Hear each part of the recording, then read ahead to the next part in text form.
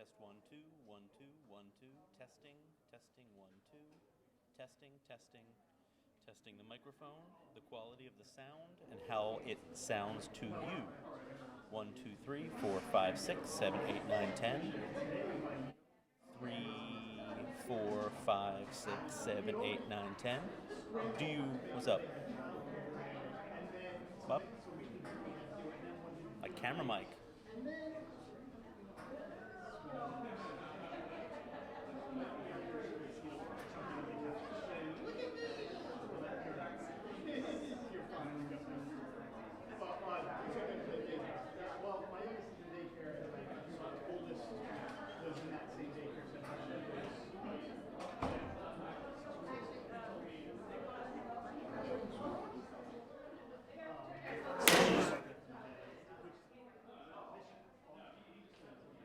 Testing, 1, 2, check, check.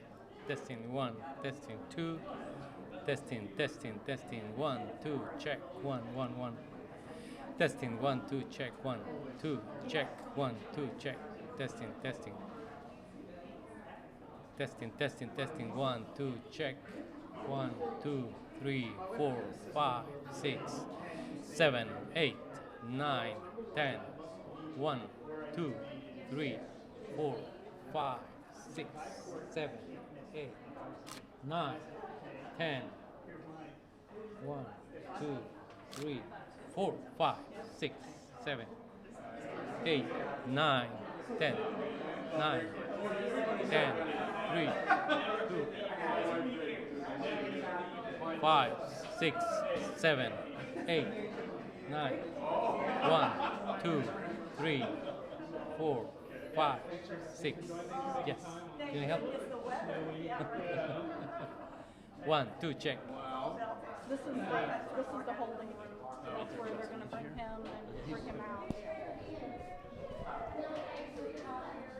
Will he have, will there be papers that they need? I do not know. Okay. Camera, she will know. Camera will know Okay. there is something to read. Check, 1, 2, check, 1, 2, check, 1, 2, 3, 4, 5, 6, 7, 8, 9, 10. 1, 2, 3, 4, 5, 6, 7, 8, 9, 10. 1, 2. Yeah, it kind of does. Does it I have to can be get right it. there? Can it I be can- like to the side? There. Yeah, it can be to the side. That Or works, I can get right? one that like would clamp here. That would probably get. What time is it? Yeah, that's fine. Do If it- that. yeah.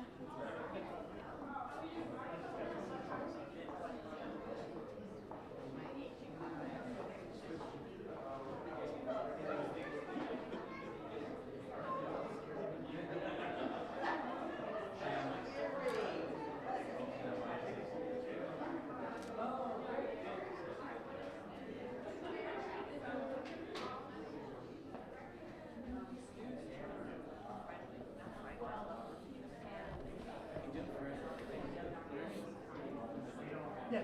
So we are set. We're good up here. Mm-hmm. It's good on camera. Excellent. Very good. Thank you.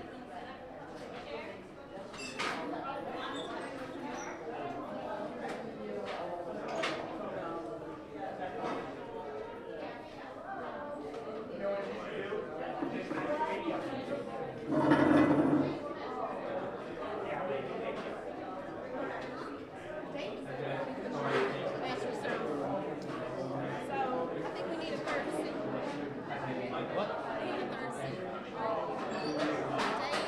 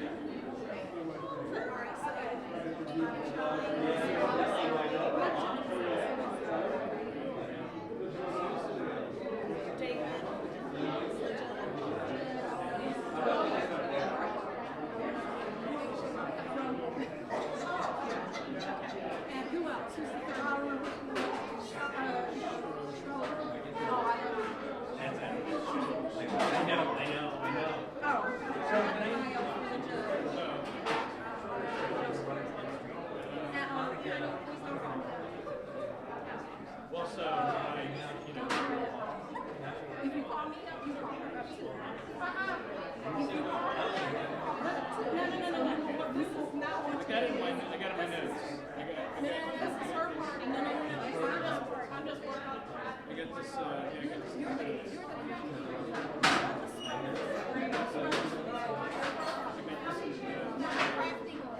Yeah, I'm good.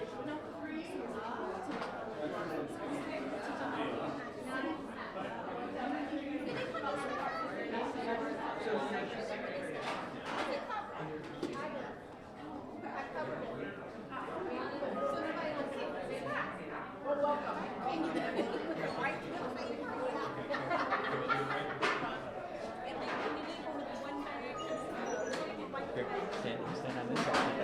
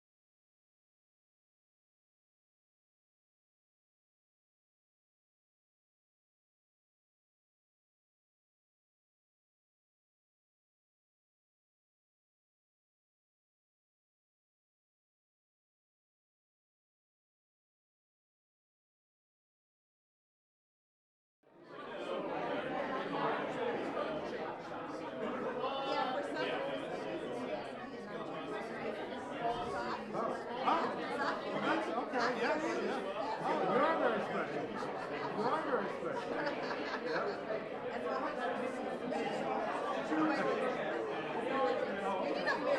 no, very good. Yeah, sure did.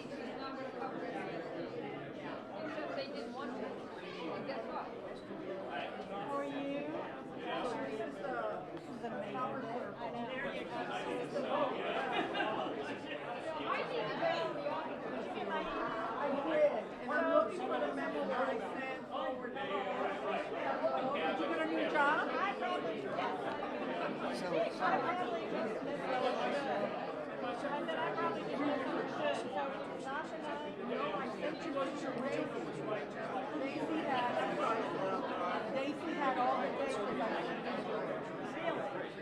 Now, I could have made a mistake. If next year, the 9th and 10th, but we selected the date for next year. This right in September, what she voted for this year was for next year, it wasn't for this year. And then the one for this year was selected last September.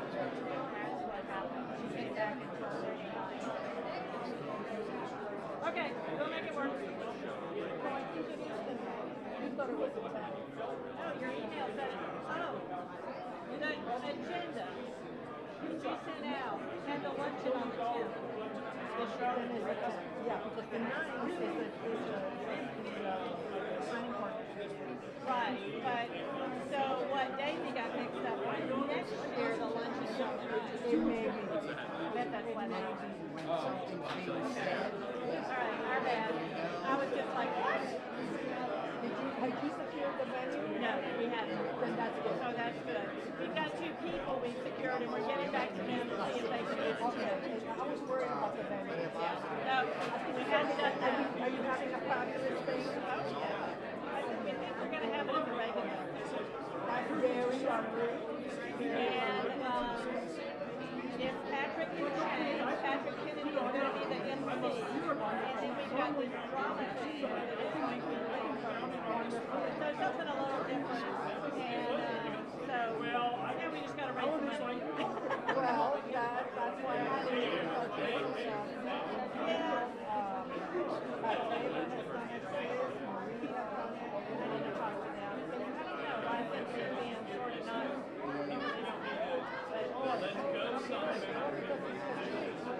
I know.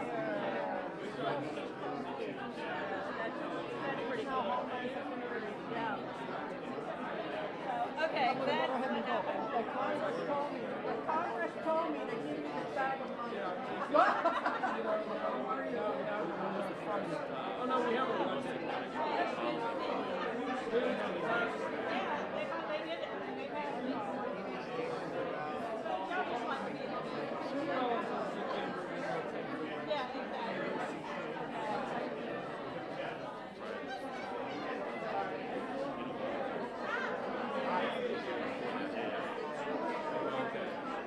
It is the gathering. It's such a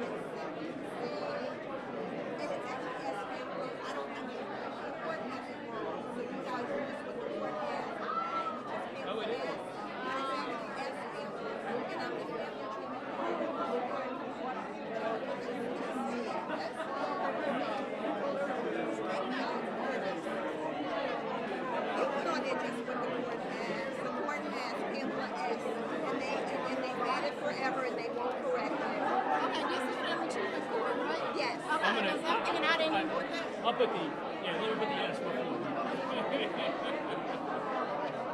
What happened to Jacko? Did people see? It's too much of a reunion for them to get seated. Okay, we'll give them a few minutes.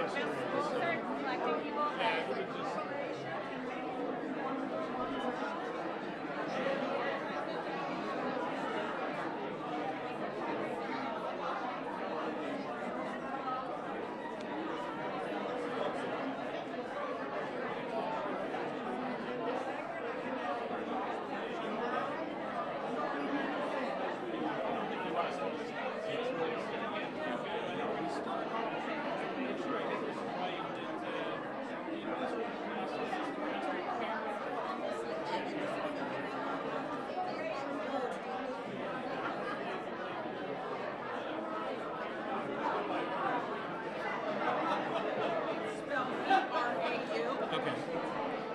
And yeah, so Yep. I'll go first, and I Right, talked to yeah. Vanessa. Yeah, we've got, got my marching orders. right, so And you're then I here.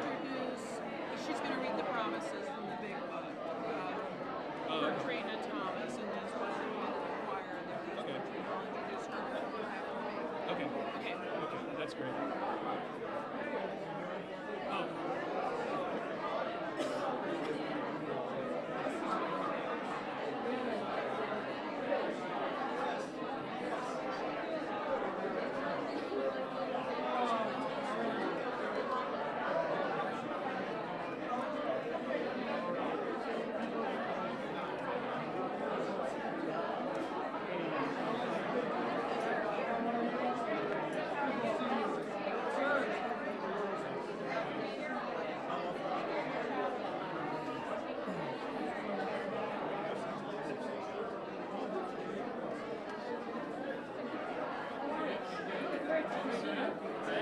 Judge, I believe I'm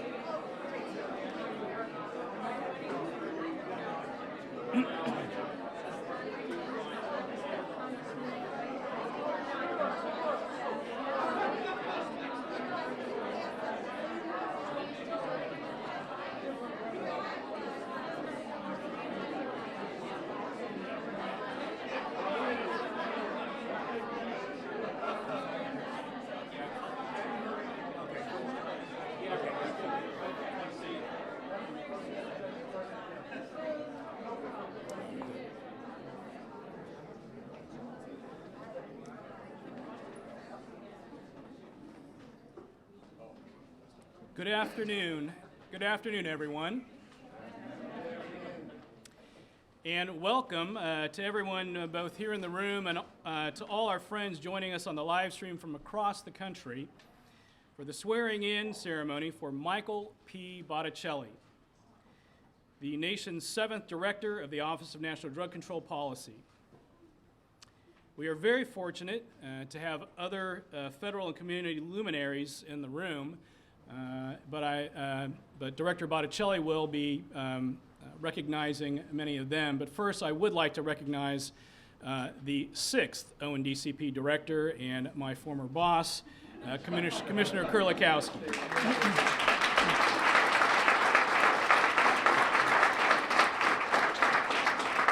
Currently serving as our nation's Commissioner of the Customs and Border Protection Agency. Obviously, this is a great day. It is a great day for many of us, both who are in the office working for Director Botticelli, but also for those of us who, or any of us who have been affected by substance abuse or any type of substance, whether you are a person in long-term recovery, whether you are a parent of a child who may have used maybe a drug or a synthetic just once, to someone who is currently in treatment, learning about their chronic illness, or for young people around the country who haven't ever even picked up, haven't even started, whose lives are being affected by the policies from this administration led by Director Botticelli. I want to just read a quotation from the President that explains in some way the power of this day and explains the power of the ceremony that we will witness in just a few minutes. One voice can change a room, and if one voice can change a room, then it can change a city. And if it can change a city, it can change a state. And if it can change a state, it can change a nation. And if it can change a nation, it can change the world. Your voice can change the world. We are here for the ceremony for the person who I believe is that one voice around drug policy for our nation and advising the President on the drug policies for the federal government right now. And true to form, it was his idea to come to N Street Village today.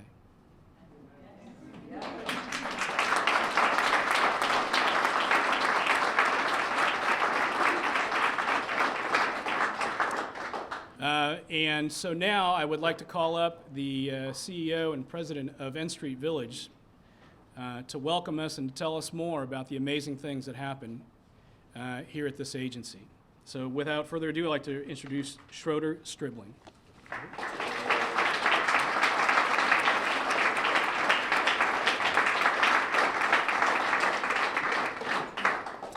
Good afternoon, everyone. We are so excited to welcome you here to N Street Village for this important occasion. We are really delighted that Director Botticelli has chosen N Street Village as the venue for his swearing-in ceremony as the next director of the Office of National Drug Control Policy. I have had the pleasure of getting to know Director Botticelli over the past couple years, and I know that his appointment to this post is a strong signal of hope and progress for our country's need for a rational and effective approach to drug control, drug abuse, and addiction. The mission of N Street Village was founded in the 1970s. At that time, an interfaith group gathered at Luther Place Memorial Church, which is right across the street here, and they were seeking a way to respond to the desperate social needs they saw immediately around them. This corridor of 14th Street was devastated, as were others in D.C., by a confluence of problems. The aftermath of the riots in the wake of Dr. King's death, deinstitutionalization from public mental health facilities, the emergence of a crack epidemic, and a surge in prostitution and criminal behavior. The beginnings of our mission were small and basic. The church opened its doors to provide sanctuary, to offer the homeless a place to sleep, and the hungry a simple meal. From those humble beginnings, N Street Village has grown to be the largest provider of housing and services for homeless and low-income women in Washington, D.C. With 3 locations in Northwest D.C., we serve approximately 1,000 women each year and provide affordable housing for over 50 families. We have developed specialized housing and support programs for women with a range of needs, from those struggling with addiction and mental health issues, to trauma, to chronic health problems, HIV/AIDS, re-entry from the criminal justice system, and educational and vocational support needs. Our village values are clear. We believe in the power of community. We believe that respectful and caring relationships between and amongst all of us are the building blocks of healing and well-being. And we believe that recovery is possible for everyone.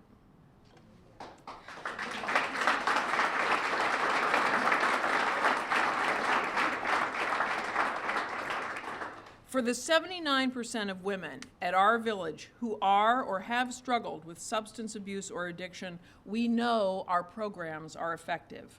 And we know that the solidarity among the women in our therapeutic community creates a powerful chain of hope for the newcomer. As a nonprofit with a social mission, we welcome women seeking recovery who cannot find help elsewhere because of their economic status or other barriers. We believe that everyone should have equitable access to treatment and recovery.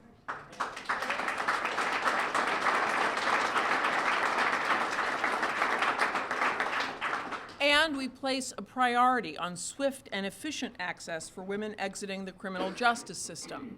We know how challenging it is for so many individuals who, upon release, face uncertain housing and income circumstances, and therefore risk repeating the cycle of drug use and criminal involvement.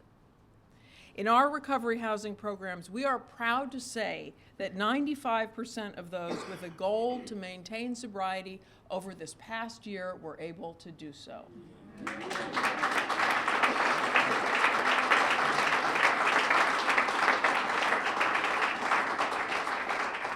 And 0% of those who came to live here following release from jail had repeat offenses.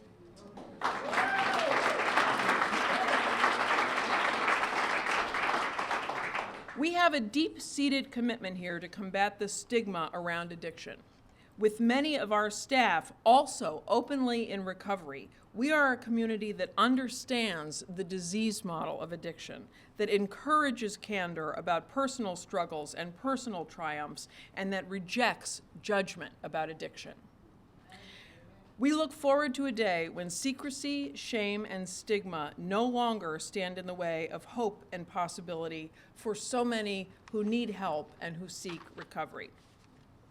Here at N Street Village, we start every day with our community statement, which begins, "We are a community of..." That's right.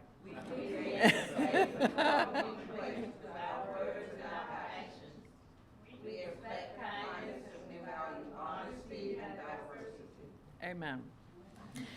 I know that with the installation of Michael Botticelli as the director of the ONDCP, our nation is choosing a leader who will guide us all toward respect, recovery, and hope. I personally know Michael to be a person of extraordinary personal warmth and integrity, and a passionate advocate who seeks to reduce the unnecessary suffering and the enormous costs associated with substance abuse and addiction in our country. I am proud to work in concert with the director in support and in practice of those same goals. We congratulate you, Director, on this special moment.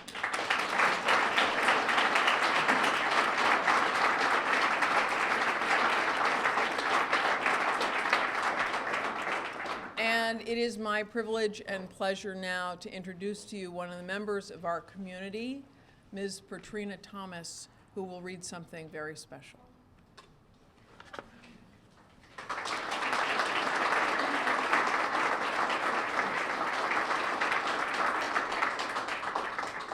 Good afternoon, everyone, and welcome. My name is Petrina, and Director Michael Botticelli would like for me to share this with you.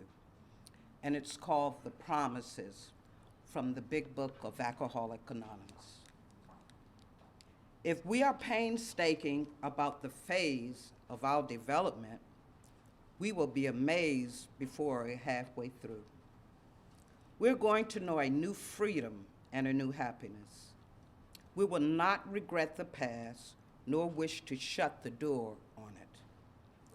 We will comprehend the word serenity, and we will know peace. No matter how far the scale we have gone, we will see how our experience can benefit others. That feeling of uselessness and self-pity will disappear. We will lose interest in selfish things and gain interest in our fellows. Self-seeking will slip away. Our whole attitude and outlook on life will change. Fear of people and economic insecurity will leave us. We will intuitively know how to handle situations which used to baffle us. We suddenly realize that God is doing for us what we could not do for ourselves. Are these extravagant promises? We think not. They will be fulfilled among us, sometimes quickly, sometimes slowly. They will always materialize if we work for them. Thank you. Thank you.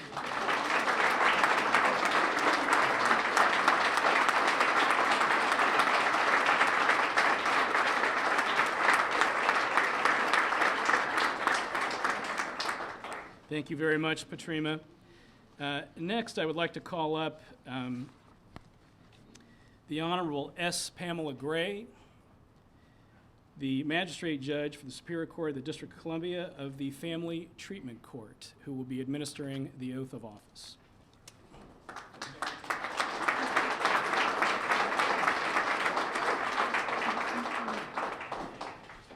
Are you ready to take the oath? I'm ready.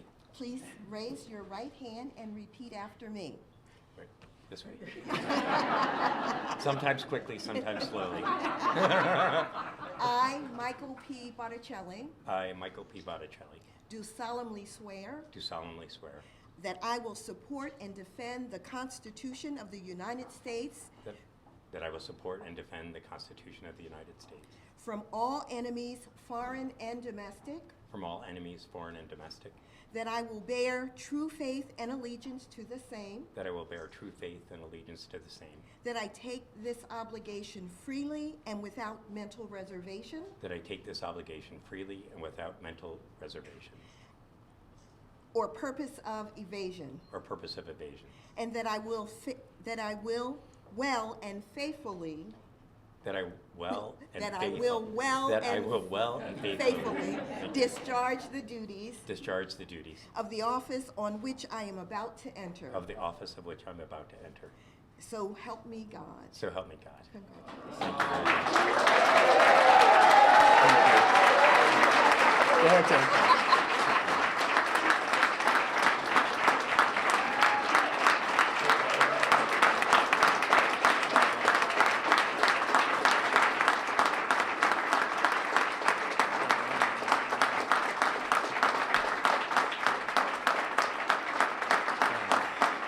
Thanks.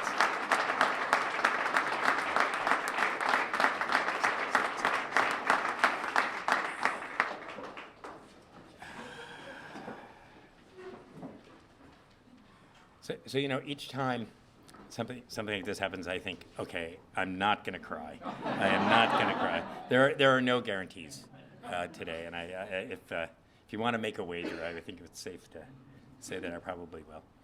So first of all, let me thank Schroeder and the staff and the clients of N Street Village. I could think of no more appropriate place to have this as people who are doing our work, helping to shape public policy, helping to change people's lives on a daily basis. We are truly fortunate that Washington and this nation has programs and people like N Street Village. Thank you, Judge Gray, for your work as well. You represent what's best about our criminal justice system and how we move people away from arrest and incarceration, treat them with dignity and respect. I'd really like to acknowledge some special guests that we have today. I first want to start with Commissioner Gil Kurlikowski at Customs and Border Protection. And I owe he and his wife, Anna, who is home ill today but wished me well, for his willingness to take me on as Deputy Director. I think you all know him as an incredible man of integrity and depth. And we owe him a debt of gratitude for really reshaping drug policy in the United States.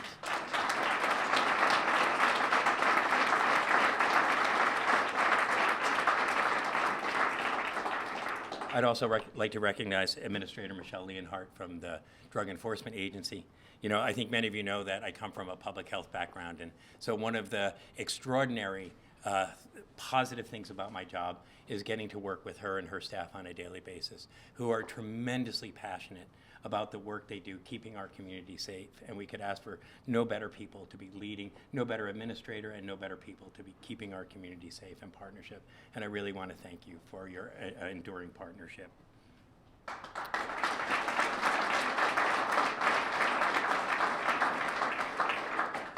I want to thank Deputy Director David Mineta, who has been such a good friend and partner to this office. Is he paying attention?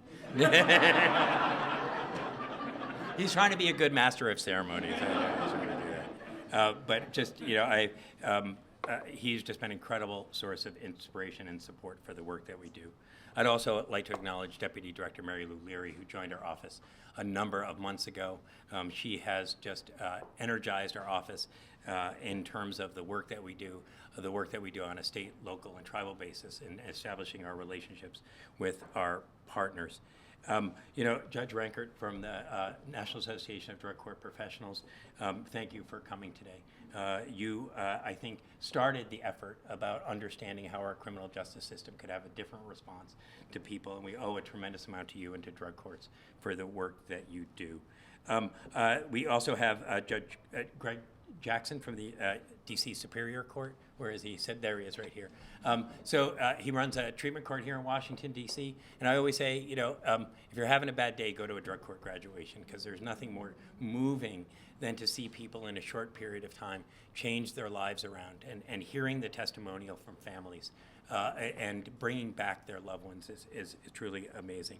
I would also like to acknowledge Virginia Mayor from my good friend Mayor Marty Walsh's office, and I think many of you know Mayor Marty Walsh, who's the mayor of Boston. I think he wishes that snow didn't dominate his entire few months in office. But I've known Mayor Walsh for a long, long time, and when he was in the state legislature, he used both his professional experience but also his personal voice as a person in recovery to change the conversation, and he's doing that also as mayor, and we couldn't ask for a better supporter than Mayor Walsh, and I'm really thankful for him to do that. I also want to really acknowledge all the rest of our federal partners and all of you who are here today. It's what's best about this work is that we get to work with you on a daily basis. And it's really my honor to be leading ONDCP for the next couple of years. 27 years ago, I was a broken man. This is the hard part. You may not have been able to tell that looking from the outside, since I had a good job with a well-respected academic institution, and I dressed well, of course. But my insides were rotting away. Addiction had taken me to people, places, and things that I never would have chosen. Like millions of other people, my developing addiction progressed unchecked, undiagnosed, uninterrupted, until an intersection with the law provided me with the opportunity to get care and begin the process of recovery. Despite the fact that I had a strong genetic predisposition to this disease, I cannot recall a time when someone, a physician, a counselor, told me that I was at significantly higher risk for developing a substance use disorder. Like many others, I recall that despite the fact that I knew I needed help, I was too embarrassed and ashamed to ask for it. I thought that people would think I was stupid, that I was weak-willed, or that I was morally flawed. To live a life without alcohol would be dull and boring, isolating, loveless, joyless, and lifeless. To say that I was wrong is perhaps the greatest understatement of my life. Like millions of other people in recovery, I was given a life that I never could have imagined. I found true friends. I found love, and I was able to marry him. And the best thing about a hearing was that I was even able to introduce him to the Judiciary Committee.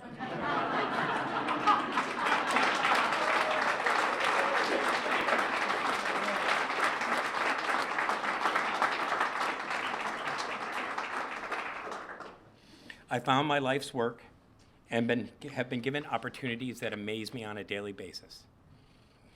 I found myself and I found my voice. I know some people, wish I hadn't found my voice, but I found my voice. While this has been a journey filled with love and joy and happiness, it has not been without pain. Like many of us, I have lost countless friends and family to this disease, lost countless more to AIDS, endured the passing of many of our family members. But I did it as a full participant in my own life, with a sense of purpose, meaning, and community that is almost impossible to describe. So what has my recovery taught me, and what does recovery teach us about the way ahead? Well, we still have much to learn about this disease. We know a tremendous amount of what works to prevent it and to treat it. While my path to recovery is important, it will only help shape effective policy when combined with good data and science. My path to recovery is mine and mine alone, and cannot be used to dictate someone else's path. We must continue to adapt to what good science tells us and what our clients need. Other people suffering with substance use disorder do not have to reach the disease's most acute stages before we get help. Prevention and intervention are possible. We know how to prevent this disease, and we know that we need not let people progress to acute conditions before we offer them help. Substance use should not be an inevitability in people's lives. We can prevent it, and letting people hit bottom means that we have failed them countless times along the way, in doctors' offices, at pharmacy counters, and in our courts. Right now, the patient is expected to diagnose himself and face a gauntlet of challenges just to get treatment and start getting well.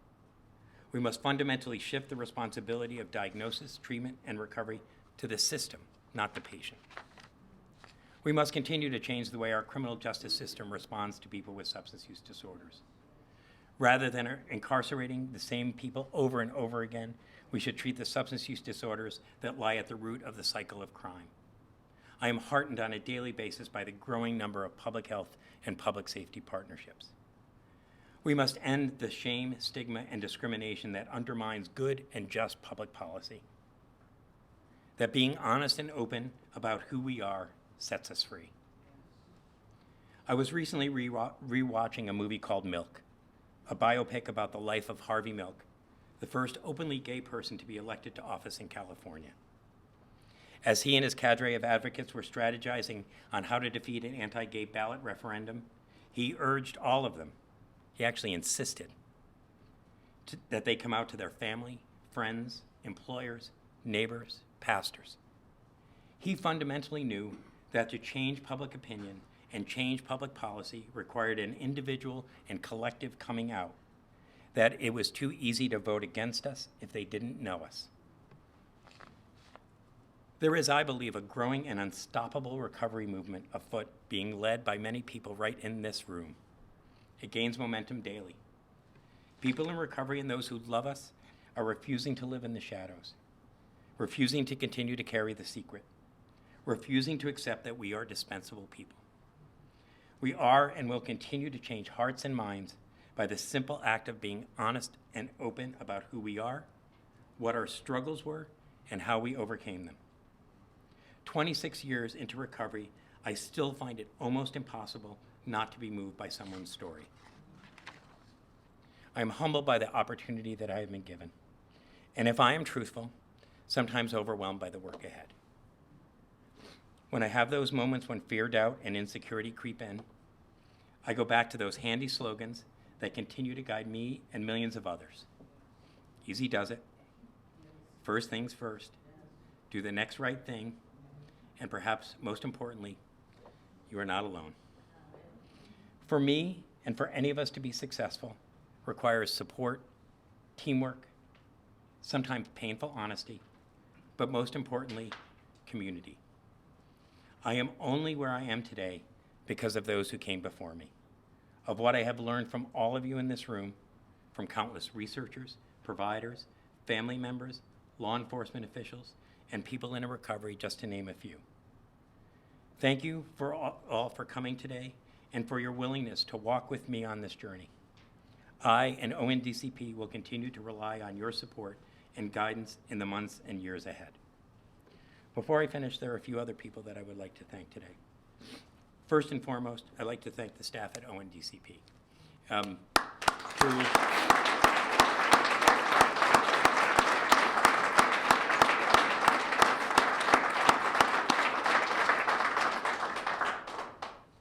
Who really do the lion's share of the work at ONDCP. They make me look good, and they keep me from looking bad. And I thank all of them. We have extraordinary work to do ahead of us, but I have no doubt that working together, we will make great progress. I'd also like to thank the President for having faith and ability and courage to nominate someone openly in recovery to this position. Really want to thank him and many in his administration for championing my nomination.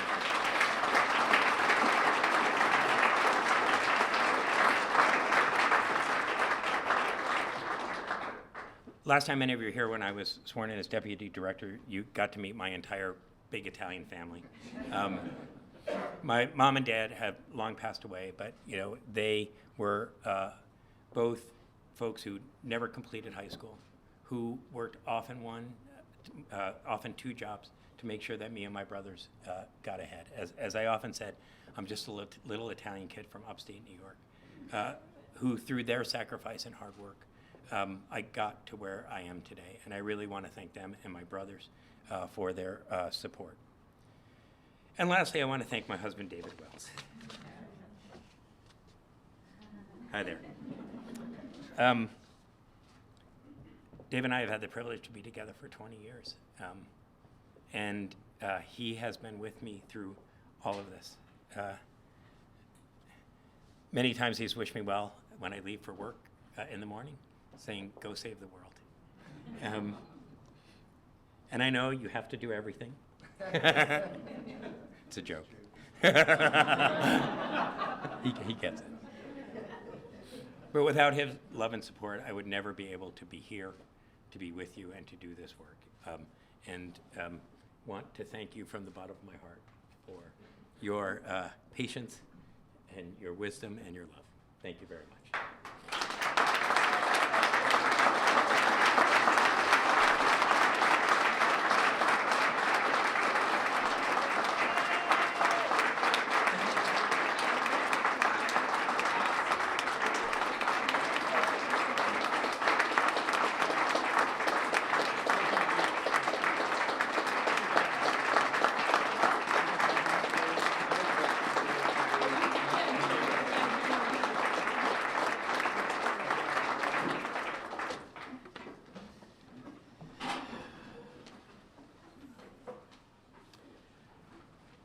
So let me now be the first, again, Sir Boss, to congratulate you on your swearing in, and let me now start the celebration of today. There was the official part, and I think now we're going to get into the sort of official celebration part. And this is ever so more important because I think it captures our boss very accurately. Living out, a life out loud with the volume turned all the way up, doing right every day, making a difference, and asking us to do the same with him. You all joined the ONDCP family. For all those former leaders, once you're, I think, within the ONDCP family, apparently you're never let out. So include everyone in the room, other federal staff. Know that you are now you are deputized ONDCP families.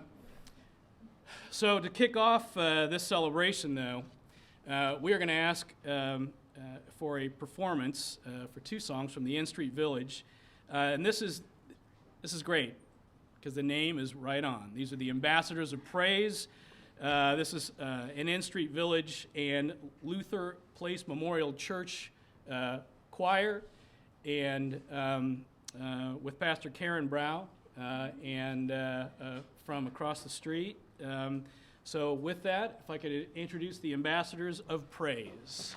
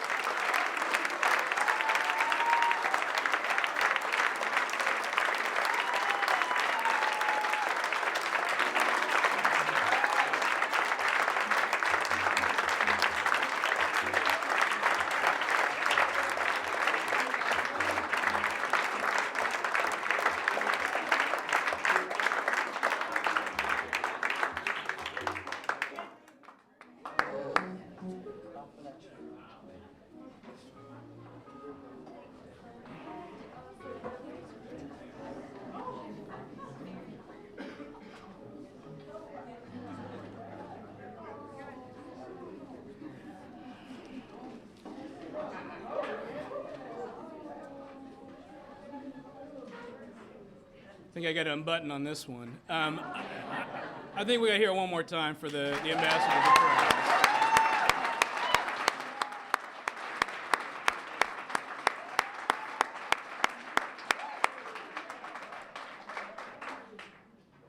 And for those of you that were wondering, actually, Rose, who was a performer at our last year's at the recovery event at the White House last year that we live cast as well.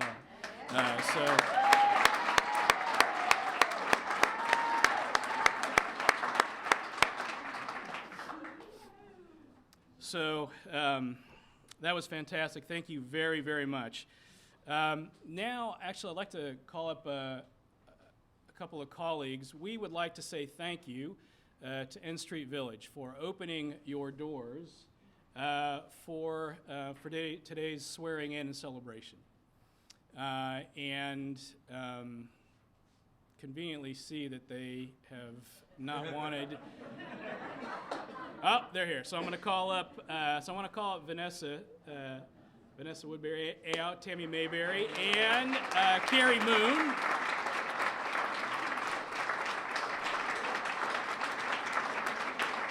Who did an expert job at orchestrating this entire event for us on our side today. But we would like to present, on behalf of ONDCP and Director Botticelli, some arts and crafts supplies to N Street Village.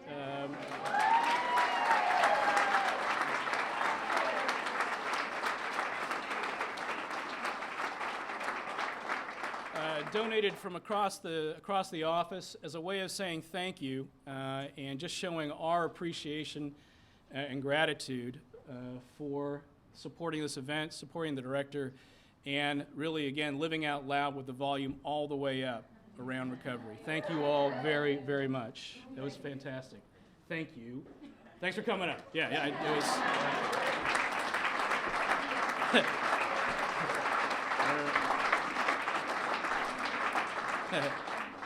They had told me they were no way coming up here, so that was... Now, we'd like to also, on behalf of the director, would like to present Judge Gray and with just a thank you, a quick thank you for officiating today's ceremony today. Thank you.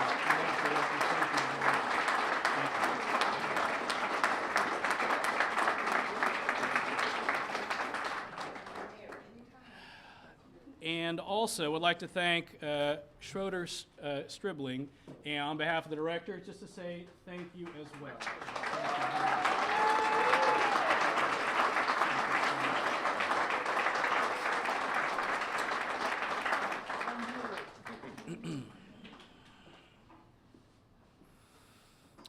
And then finally, again on behalf of the director, and actually all of the director's staff, because so much of what he does is sacrificing time away from his family and from his husband. I want to thank, again, on behalf of the director and all of the staff, bring up David Wells.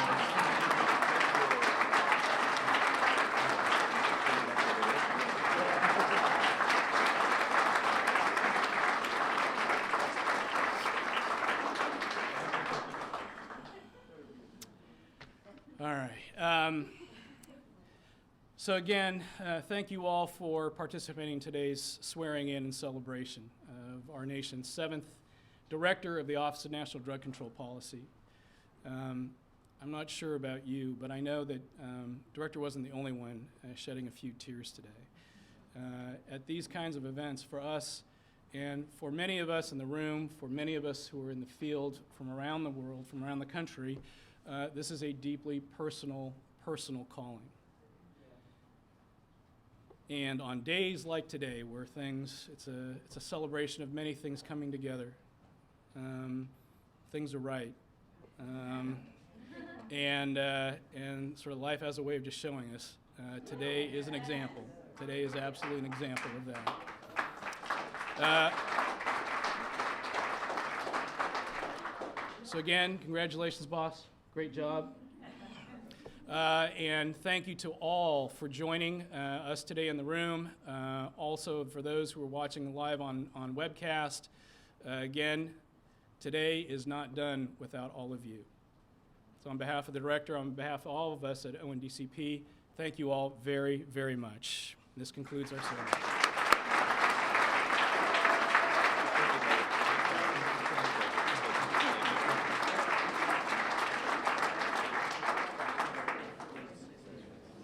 Thank you. And we ask everyone to stay around for the reception. There's a reception, please.